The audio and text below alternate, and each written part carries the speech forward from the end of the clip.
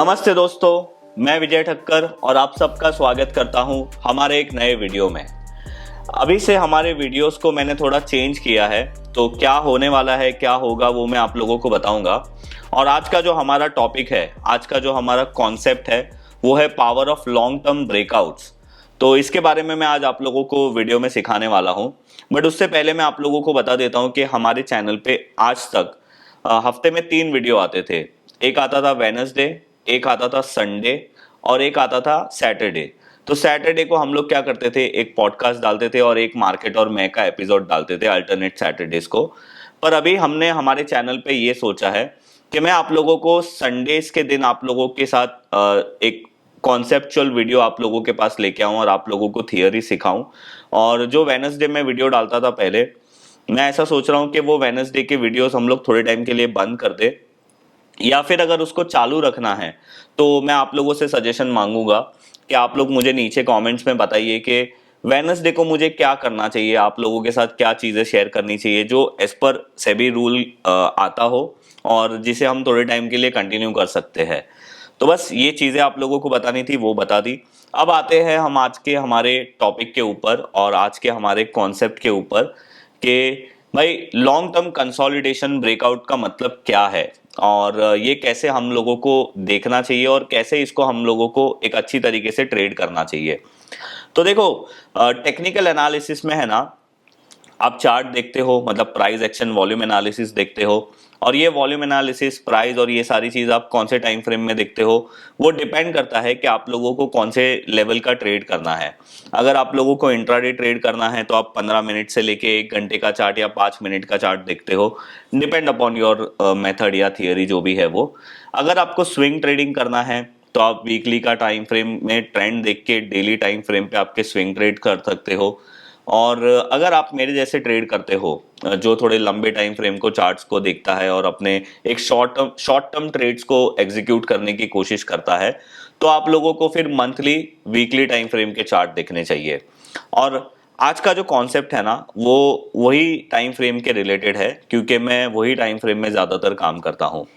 तो आज का हमारा टॉपिक है लॉन्ग टर्म कंसोलिडेशन ब्रेकआउट। अब लॉन्ग टर्म कंसोलिडेशन ब्रेकआउट क्या होता है, इसे हम लोगों को कैसे हमारे चार्ट्स में देखना चाहिए और इसे हम लोगों को कैसे ट्रेड करना चाहिए, वो समझाने से पहले मैं आप लोगों को वो कॉन्सेप्ट क्या होता है ना, वो आप लोगों को थोड़ा थियरी उसका समझा देता हूँ। आप यहाँ पे स्क्रीन पे देखो, मैंने एक यहाँ पे एक ग्राफ बनाया है जिसमें ये साइड पे हम लोग प्राइस बता रहे हैं जैसे हमारे नॉर्मल चार्ट्स में रहता है, और दूसरे साइड पे डाउन साइड में मैंने टाइम बताया जो हमारा एक्स एक्सिस और वाई एक्सिस रहता है। अब देखो, किसी भी एक स्टॉक है ना, किसी भी एक स्टॉक की बात करो या किसी भी एक कंपनी की बात करो, वो साइकिल्स में चलती है। तो एक होता है उसका पाइनरिंग स्टेज होता है, फिर एक कंपनी का ग्रोथ स्टेज होता है, जो ग्रोथ स्टेज में कंपनी बहुत अच्छा चलती है, वही एक मैक्सिमम टाइम ऐसा होता है जहां पे आपको बहुत सारे मल्टीबैगर्स मिलते हैं। और फिर एक लेवल के बाद आने के बाद है ना, वो कंपनी मेच्योरिटी स्टेज पे चली जाती है। और मेच्योरिटी स्टेज पे जाने के बाद डिपेंड करता है कि कंपनी अपने अंदर क्या चेंजेस करती है, कोई नया प्रोडक्ट इनोवेट करती है या कुछ नई चीज करती है, तो वो वापस से एक नए ग्रोथ स्टेज में चली जाती है, जिसको हम लोग बोल सकते हैं कि वो कंपनी ने वापस से कुछ नया री इन्वेंट कर दिया। या फिर अगर कंपनी ने कुछ चेंजेस नहीं किए, बहुत सालों तक मैच्योरिटी स्टेज में रही, जो एक साइडवेज होता है, उसके बाद वो शायद डाउन साइड भी जा सकती है, मतलब वो डिक्लाइनिंग स्टेज में भी आ सकती है। तो मैं उसका एग्जाम्पल पहले आप लोगों को ड्रॉ करके बताता हूँ, बाद में मैं आप लोगों के साथ कुछ पास्ट एग्जाम्पल भी शेयर करूंगा जिस स्टॉक्स में ऐसा हुआ भी था। तो देखो, मेच्योरिटी स्टेज, सॉरी, जो पाइनरिंग स्टेज होता है वो कुछ ऐसा होता है कि भाई कंपनी नई लिस्ट हुई है और वो थोड़ी स्ट्रगल कर रही है मार्केट में उसका प्रोडक्ट बनने के लिए, बेस बनने के लिए। फिर ये होता है ग्रोथ स्टेज, जहां पे कंपनी कंटिन्यूसली एक अच्छे प्राइस से हायर ग्रो कर रही है, मतलब उसके बिजनेस भी ग्रो हो रहे हैं, सेल्स ग्रो हो रहे हैं, प्रॉफिट ग्रो हो रहे हैं year on year basis, quarter on quarter basis, उसी वजह से उसके प्राइस में भी वो इम्पैक्ट आ रहा है। फिर ये लेवल के बाद आने के बाद है ना, यहाँ पे कंपनी एक मेच्योरिटी स्टेज पे आ जाती है, जहाँ पे कंपनी के प्राइस बहुत सालों तक टाइम करेक्शन भी होते हैं और थोड़े बहुत प्राइस करेक्शन भी होते हैं, और वो कंटिन्यूसली एक रेंज में अटक जाता है।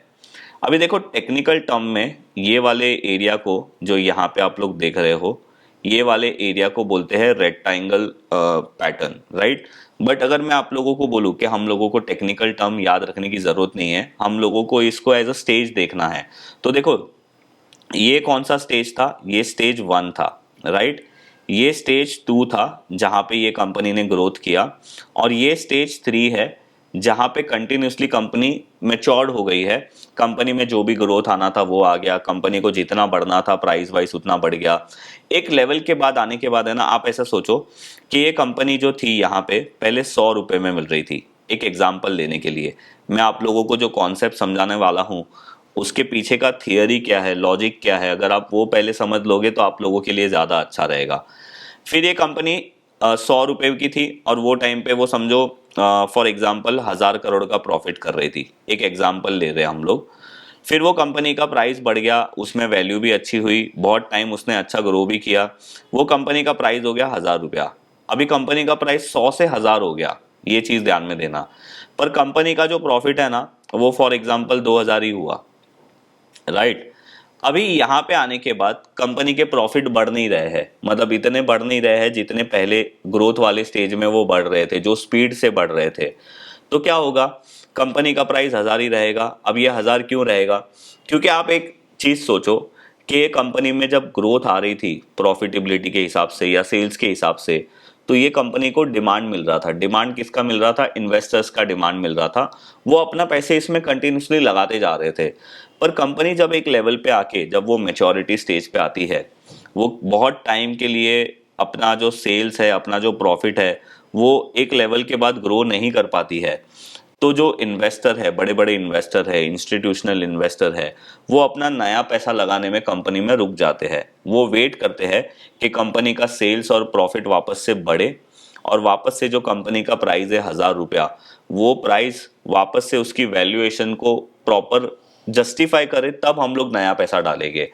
अगर यहाँ पे कंपनी ऐसा कुछ करती है फंडामेंटली कि उसने भाई बिजनेस में कुछ नया इनोवेशन किया या नया प्रोडक्ट किया, तो कंपनी ये जो स्टेज होता है ना कंसोलिडेशन का, वो ब्रेकआउट करती है, और इसको हम लोग बोलते हैं लॉन्ग टर्म कंसोलिडेशन ब्रेकआउट। और अगर समझो कंपनी ने कुछ नहीं किया तो कंपनी ब्रेक डाउन कर देती है, क्योंकि एक लेवल के बाद आने के बाद जब आप कुछ नया इनोवेट नहीं करते तो आपकी कंपनी धीरे धीरे नीचे गिरने लगती है। तो इसको बोलते हैं डिक्लाइनिंग स्टेज। और अगर कंपनी ने कुछ अच्छा किया तो कंपनी एक नई जर्नी फिर से शुरू करती है, वापस से वो ऊपर जाएगी, और वापस से बोलते हैं ना कि वो ग्रोथ वाला स्टेज आ जाएगा आफ्टर मैच्योरिटी स्टेज। तो ये मैंने आप लोगों को एक कॉन्सेप्ट समझाया है, और ये कॉन्सेप्ट को हम लोगों को चार्ट्स में कैसे अप्लाई करना है या कितने पास्ट एग्जाम्पल थे वो मैं आप लोगों को दिखाऊंगा। बट उससे पहले मैं आप लोगों को बता दूं कि as per SEBI new guidelines मैं आप लोगों को 3 महीने पहले वाले ही प्राइस दिखा सकता हूं। तो मैं आप लोगों को वैसे भी एक कॉन्सेप्ट समझा रहा हूं, तो मुझे उसमें कोई लाइव एग्जाम्पल दिखाने की जरूरत नहीं है। मैं यहाँ पे आप लोगों को जो भी एग्जाम्पल दिखाऊंगा वो पास्ट के एग्जाम्पल है, 3 महीने से ज़्यादा ही है वो एग्जाम्पल के रिलेटेड जो भी मैं आपको दिखाने वाला हूँ। तो वो आप एक चीज़ समझ लेना। अब देखो पहला स्टॉक है हमारा पॉलीकैब। अब आप लोग जो पॉलीकैब का चार्ट देख रहे हो ये मंथली टाइम फ्रेम का देख रहे हो, और जनरली मैं ये मेथड को मंथली टाइम फ्रेम पे या क्वार्टरली टाइम फ्रेम पे ही ज़्यादातर फोकस करता हूँ, क्योंकि तभी तो वो लॉन्ग टर्म कंसोलिडेशन हुआ ना। अदरवाइज तो फिर मैं डेली में देखूंगा तो क्या फ़ायदा हुआ उसका। तो यहाँ पे देखो पॉलीकैब में मैं बोलूँगा कि जो एक पाइनरिंग स्टेज होता है यहाँ पे वो मिसिंग था। क्यों मिसिंग था, क्योंकि ये स्टॉक का आईपीओ ही आया 2019 में, तब तक ये कंपनी आईपीओ के पहले पाइनरिंग स्टेज में से निकल चुकी थी। जैसे ये कंपनी का लिस्टिंग हुआ 600 रुपीज़ में, उसके बाद आप यहाँ पे देखो ये ऑलमोस्ट 1200 गया, फिर वापस से थोड़ा नीचे आया, और ये कोविड का टाइम था। उसके बाद ये कंपनी ने नॉन स्टॉप एक रैली ली जो ऑलमोस्ट 2800 रुपये तक इसका स्टॉक प्राइस बढ़ा। अब आप अगर यहाँ पे परसेंटेज वाइज देखोगे, मैं कोविड के हाई से कैलकुलेट करता हूँ या फिर मैं इसके लिस्टिंग से कैलकुलेट करता हूँ। ये कंपनी ने लिस्टिंग से ऊपर तक ऑलमोस्ट अपने इन्वेस्टर को 3 टाइम्स या 3 एन मतलब 3.5 टाइम्स कंपनी ने लोगों को रिटर्न दिया, राइट। अब देखो ये वाला जो स्टेज आप देख रहे हो ना, एक तरीके से आप ये बोल सकते हो कि ये कंपनी का वो लेवल आ गया था 2800 से लेके 2000 रुपीज तक का, जो लेवल पे कंपनी एक तरीके से प्राइस वाइज मैच्योर्ड हो गई थी। अभी मैंने आप लोगों को जो थोड़ी देर पहले ये वाला एग्जांपल बताया ना, तो ये वाला जो मैच्योरिटी वाला स्टेज है, अब वो मैच्योरिटी वाला स्टेज हर कंपनी में अलग अलग रीजन से आता है। फॉर एग्जाम्पल ऐसा भी हो सकता है, मुझे इसके फंडामेंटल्स के बारे में ज़्यादा नहीं पता है, अगर आप लोगों को पता है तो आप देख लेना। ये भी हो सकता है कि 2021 में पॉलीकैब का फंडामेंटल जो सेल्स ग्रोथ है और जो प्रॉफिट ग्रोथ है वो बहुत टाइम के लिए स्टेबल हो गया होगा, तो यहाँ पे ये कंपनी के प्राइस में इम्पैक्ट आया होगा। या फिर कोई और रीज़न हो सकता है। रीज़न ये भी हो सकता है कि ये स्टॉक जो आईपीओ के बाद 600 रुपये वाला कंटिन्यूसली 2800 हुआ, एक टाइम पे आने के बाद इन्वेस्टर को ऐसा लगा होगा कि अभी ये कंपनी को हम जो प्राइस पे कर रहे हैं उसके वैल्यूएशन के कंपैरिजन में वो शायद ज़्यादा है, तो इसलिए अभी हम लोगों को इसको डिमांड में लाना या फिर इसमें पैसे डालना बंद करना चाहिए। जब ये वैल्यूएशन वाइज वापस से जस्टिफाई हो जाएगी तब हम डालेंगे। रीज़न कुछ भी हो सकता है, हमें वो रीज़न नहीं पता, बट मुझे यहाँ पे क्या पता चल रहा था कि पॉलीकैब ने अक्टूबर 2021 नवंबर 2021 से लॉन्ग टर्म कंसोलिडेशन में जाना शुरू किया। और आप यहाँ पे देखो ये कब तक कंसोलिडेशन में था, अक्टूबर 2021 से लेके जनवरी 2023, ऑलमोस्ट 2.5 साल इसने कंसोलिडेट किया। और कंसोलिडेट करने के बाद आप देखो इसका जो फर्स्ट कंसोलिडेशन का ब्रेकआउट है वो 2800 के ऊपर यहाँ पे हुआ। Now this is the signal जब आप लोगों को समझ में आएगा कि हाँ अभी कंपनी में वापस से वैल्यूएशंस उसके प्राइस के इक्वल, मतलब उसके प्राइस के हिसाब से वैल्यूएशंस वापस से उसकी फेयर हो गई है। और फिर ये कंपनी ने अपनी एक अपसाइड की नई जर्नी शुरू की। और आप देखो कि उसके बाद पॉलीकैब का जो प्राइस है वो ऑलमोस्ट 7,000 5,000 तक चला गया ऊपर, राइट। अभी उसका जो प्राइस क्या चल रहा है वो मैं आप लोगों को दिखाना नहीं चाहता, बट मैं आप लोगों को ये बताने की कोशिश कर रहा हूँ कि इसी तरीके से आप लोगों को किसी भी स्टॉक का लॉन्ग टर्म कंसोलिडेशन अगर कोई स्टॉक हो रहा है तो आप लोगों को इसमें एक आइडिया मिलता है। तो देखो ये स्टॉक ने भी 2800 पे ब्रेकआउट करने के बाद फिर से अपने इन्वेस्टर्स को ऑलमोस्ट 100% का रिटर्न दिया। तो ये वही बात हो गई कि ये लेवल पे ये कंपनी किसी भी रीज़न से एक मैच्योरिटी स्टेज पे आ गई थी थोड़े टाइम के लिए, फिर वापस ने यहाँ पे इसने ब्रेकआउट किया और वापस से इसका एक नया ग्रोथ वाला फेज शुरू हो गया। तो इसी तरीके से सारी कंपनीज ये साइकिल्स में चलती रहती है। और एक आपको मैं एग्जांपल देता हूँ, ये एग्जांपल है हमारा हिताची एनर्जी इंडिया का, जिसको आप पावर इंडिया भी बोल सकते हो। देखो ये कंपनी में भी वही हुआ। इसका जो पायनियरिंग वाला स्टेज है ना वो हम लोगों को इसमें दिखेगा ही नहीं, क्योंकि ये कंपनी मार्च 2020 में लिस्ट हुई और ये 750 पे लिस्ट हुई थी। और अगर आप इसको देखोगे नॉन स्टॉप ये कंपनी 750 से ऑलमोस्ट 4000 तक गई, मतलब इतने अपने इन्वेस्टर को 4 टाइम्स रिटर्न दिया। और कब से कब अगर आप देखोगे मार्च 2020 से मार्च 2022 तक, मतलब ऑलमोस्ट दो साल में ये कंपनी 4 टाइम्स हो गई। अब इसमें भी वही सेम स्टोरी हुई। इसमें क्या हुआ कि यहाँ पे आने के बाद वापस से जो बड़े इन्वेस्टर्स हैं उनको ऐसा लगा कि भाई जो कंपनी की वैल्यूएशन है उसके हिसाब से कंपनी का प्राइस अभी ज़्यादा हो गया है, तो अगर अभी कंपनी में कोई ज़्यादा अच्छी ग्रोथ नहीं आती है तब तक हम इसको ज़्यादा प्राइस नहीं देंगे या फिर हम इसमें ज़्यादा बाइंग नहीं करेंगे। तो ये कंपनी में भी बहुत टाइम के लिए कंसोलिडेशन हुआ। और आप यहाँ पे देखो मार्च 2022 में इसने अपना एक हाई बनाया था 4000 का, वो फाइनली ब्रेक हुआ जून 2023 में, मतलब ऑलमोस्ट 1 साल के बाद। तो आप यहाँ पे देखोगे तो ऑलमोस्ट ये 12 महीने के कैंडल्स है, मतलब एक कैंडल 1 महीने को इंडिकेट करता है। तो 1 साल कंसोलिडेट करने के बाद ये स्टॉक ने भी यहाँ पे ब्रेकआउट किया 4000 के लेवल के पास। और 4000 के बाद ब्रेकआउट करने के बाद वापस से ये स्टॉक रिसेंटली इसने 15,000 का हाई मारा था। तो अगर आप यहाँ पे देखोगे 4000 से 15,000, तो वापस से लॉन्ग टर्म कंसोलिडेशन ब्रेकआउट करने के बाद भी ये स्टॉक 250% चला। तो देखो पहले ये 4 टाइम्स हुआ था आईपीओ के बाद, और फिर 1 साल के लिए 1.5 साल के लिए कंसोलिडेशन में चला गया लॉन्ग टर्म कंसोलिडेशन के लिए।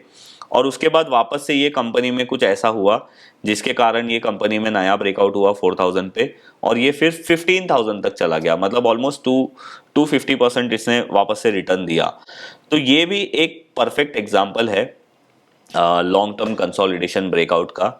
और ये बहुत ही रेयर होते हैं, मैं ऐसा नहीं बोलूँगा कि बहुत सारे आप लोगों को ऐसे मिलेंगे। ये जो ऐसी चीज़ें होती है ना वो बहुत रेयर होती है। अभी और एक आप लोगों को एग्जांपल देता हूँ जिसमें और एक थोड़ा सा ट्विस्ट है, आप लोगों को समझने में मज़ा आएगा, आप लोग ज़रूर देखिए इसको। ये स्टॉक है रिलायंस, और अभी मैं आपको जो रिलायंस का बता रहा हूँ ना वो देखो, रिलायंस में पायनरिंग स्टेज वाला एग्जाम्पल है। रिलायंस देखो 1994 में लिस्ट हुआ था। 1994 से लेके अगर आप बोलो आप यहाँ पे देखो 2004 तक ये स्टॉक एक पायनरिंग स्टेज में ही था। मैं इसको ऐसा क्यों बोल रहा हूँ, क्योंकि इसकी लिस्टिंग 17-18 रुपीज़ के आसपास हुई थी और उसने 2004 तक 40 रुपीज़ 50 रुपीज़ तक का ही हाई मारा था। इसमें जो मेजर ग्रोथ है, वैसे लिस्टिंग के बाद से लेके यहाँ तक भी 2004 तक भी ये 2-3 टाइम्स तो हुआ ही, बट इसमें जो मेजर ग्रोथ है वो 2004 के बाद हुई। और अगर आप 2004 के बाद ये स्टॉक को देखोगे तो ये 40 रुपीज़ से नॉन स्टॉप ऑलमोस्ट 370 रुपीज़ तक गया था। ये स्प्लिट और बोनस के बाद का प्राइस है, ये पुराना वाला प्राइस नहीं है। तो इसने अपने इन्वेस्टर को 2004 से लेके 2008 तक, मतलब वो जो बड़ा क्रैश है वो आने से पहले तक, अपने इन्वेस्टर को ऑलमोस्ट 7 टाइम्स रिटर्न दिया था।